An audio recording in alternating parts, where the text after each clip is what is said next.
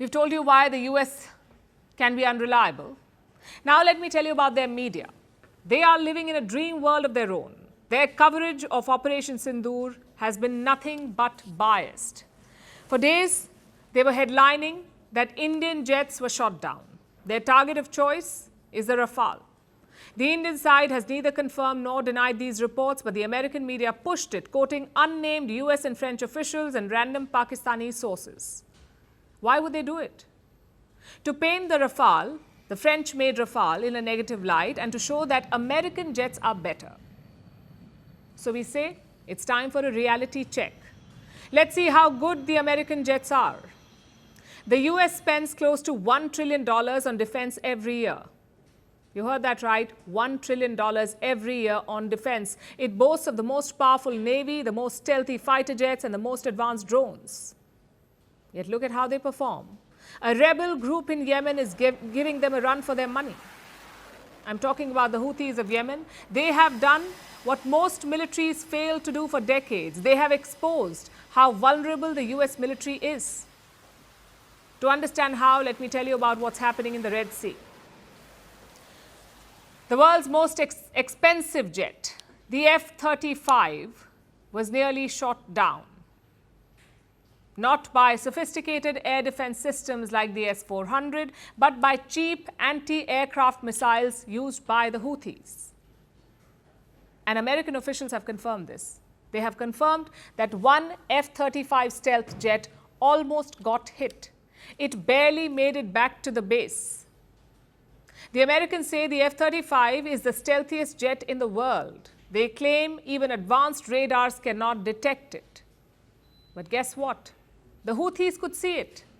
This is the same jet that the US is desperate to sell to India. And this was not an isolated incident. Even the F-16 is struggling. It's another jet that the US is trying to sell to India, but even the F-16 was almost shot down by the Houthis. Again, this has been confirmed by US officials. But America's newsrooms are silent. They're busy looking for Indian jets.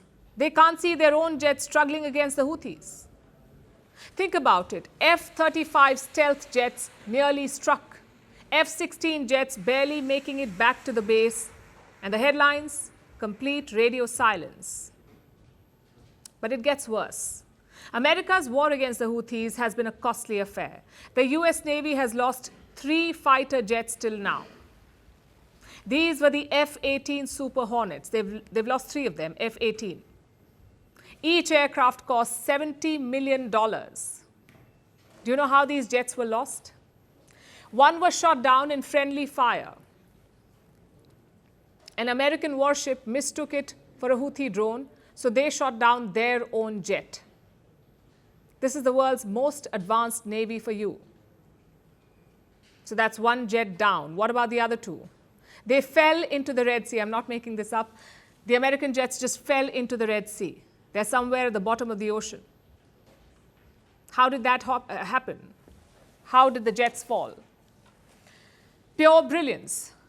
The US aircraft carrier Harry Truman was targeted by the Houthis. It tried to evade the incoming missiles with a sharp turn. And one F-18 Super Hornet fell overboard. This happened twice. The aircraft carrier turns and a jet just slips into the sea.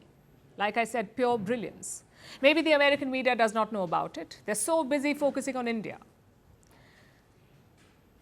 Now we look at the MQ-9 Reaper. This is America's premium drone, also the costliest toy in the world. Each drone is worth $30 million. The Houthis have shot down 15 of these drones. So combine the jets and the drones, and the US has lost more than $700 million in equipment. Their so-called cutting-edge weapons are being cut to size by the Houthis. The Pentagon has called it costly but sustainable. But their actions say otherwise. Last week, Donald Trump said that they will stop bombing the Houthis. He said the Houthis wanted to make a deal. Listen to this. We had some very good news last night. The Houthis have announced that they are not, or they've announced to us at least, that they don't want to fight anymore. They just don't want to fight. And we will honor that. And we will stop the bombings. Trump said the Houthis did not want to fight, and he said that on the 6th of May. But the very next day, the Houthis launched an attack and they targeted the USS Harry Truman in the Red Sea. The naval and UAV forces of the Yemeni armed forces carried out a specific military operation targeting the U.S. aircraft carrier Truman and a number of its warships in the northern Red Sea with a ballistic missile and several drones. So who was desperate for a deal? Was it the Houthis or was it the Americans? Let me leave you with a thought. The US claims it has the best military in the world, from stealth jets to advanced drones. They have it all. At least on paper, they have all of it. But combat is a reality check. Even the most stealthy jet like the F-35 is vulnerable. Costly jets and drones can be shot down. This is part of war. The only difference is this. India hit 9 air bases deep inside Pakistan. India became the first country to conduct airstrikes on a nuclear-armed nation. Contrast that with the US. They're struggling to keep their planes safe from a ragtag guerrilla force. The US media can try and spin the truth, but how long will they hide their losses? At Firstpost, we are choosing to hold on to accuracy. That means we won't always be first. We may not get you your breaking alert, but what you will get is what we owe you, and that is the truth.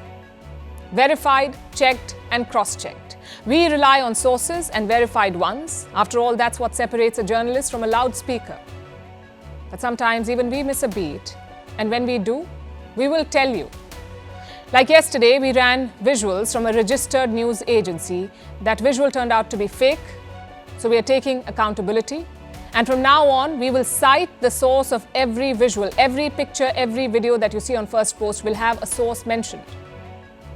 That is our commitment to you. We will wait, we will verify, we will ask again, and only then will we tell you. No noise, no panic, just the facts. Because right now, that is what the country needs most.